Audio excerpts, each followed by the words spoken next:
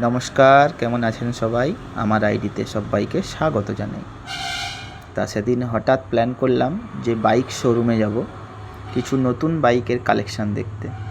তা কোথায় যাব বুঝে উঠতে পারছিলাম না। হঠাৎই মনে হলো না, চৈতন্যপুরে একটু হন্ডা শোরুমে যাওয়া যাক।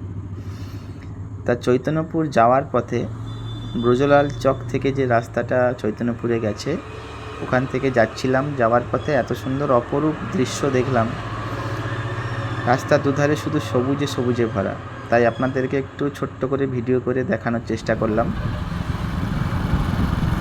তা দেখুন, রাস্তা দিয়ে যাচ্ছি, সেদিন সূর্যের রোদও ভীষণ প্রখর ছিল, তাই সানগ্লাস লাগিয়ে কেমন লাগছে একটু জানাবেন।